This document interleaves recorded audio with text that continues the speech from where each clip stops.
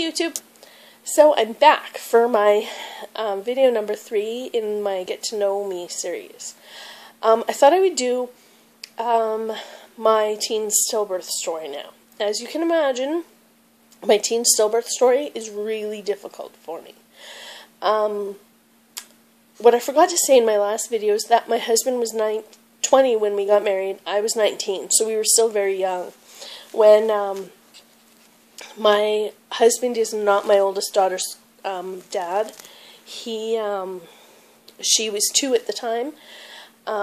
We got engaged in August. We were going to get married the following August, and my in-laws decided that they should go to South America, and we really wanted them to be at the wedding, so we bumped our wedding to December.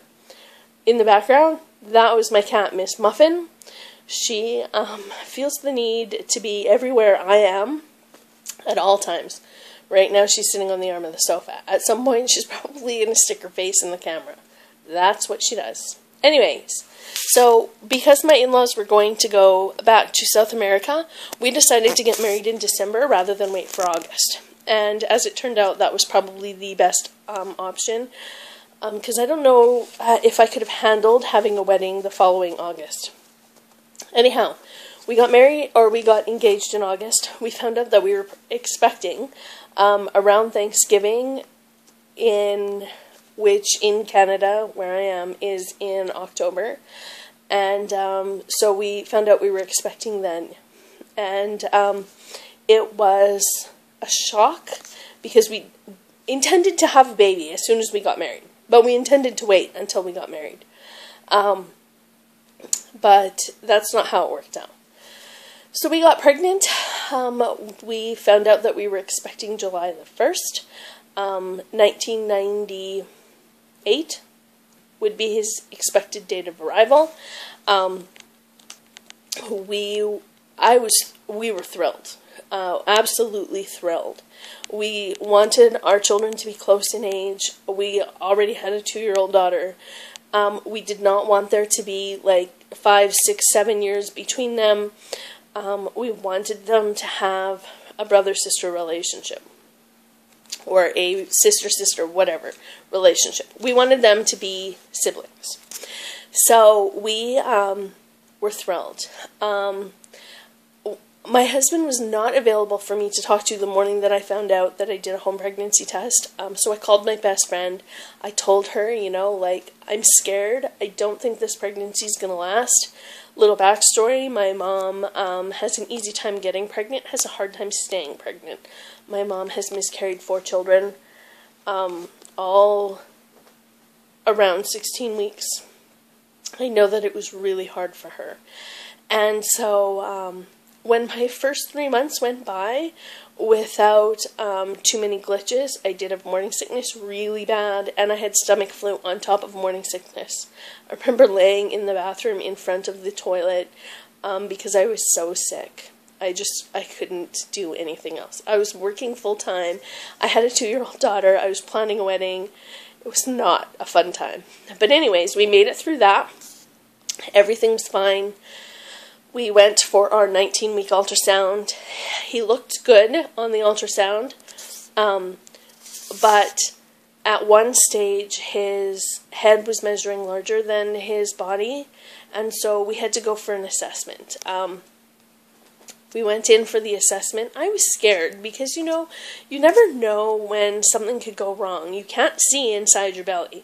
So we went in for the assessment, and they told me around 7 months that altogether my baby was just too small, and that that was a problem, and that he needed to be bigger. All right.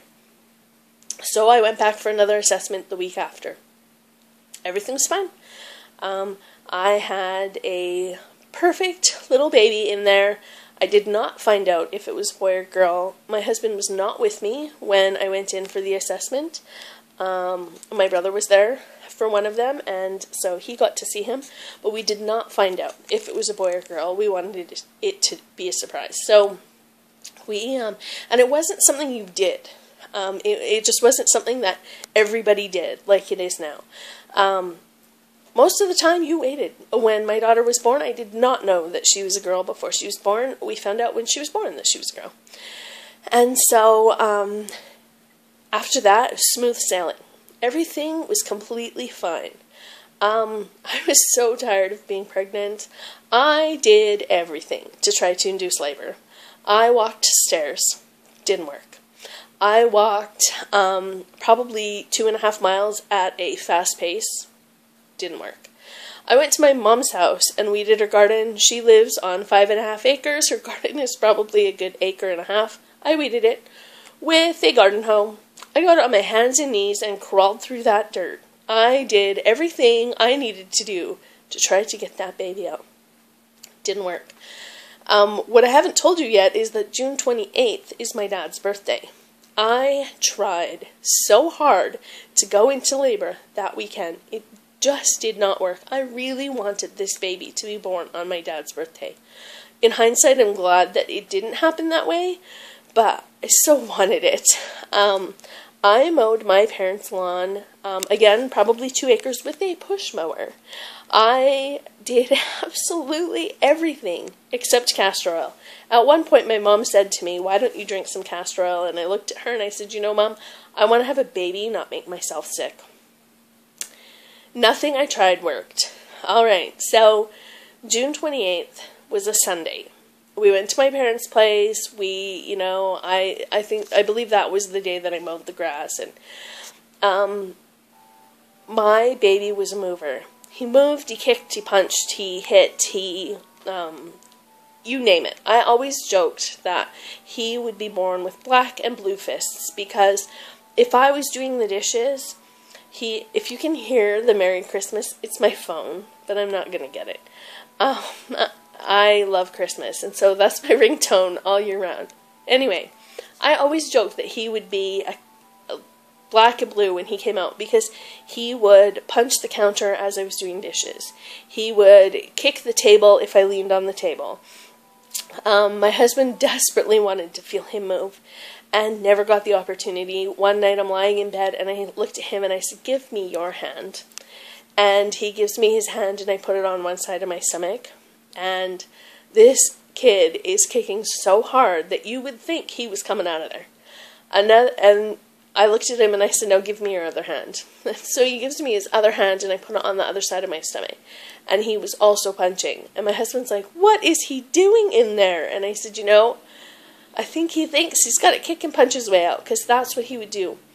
I remember him sitting in the bathtub and him pushing with his feet so hard that I could see the outline of both of his feet on my stomach.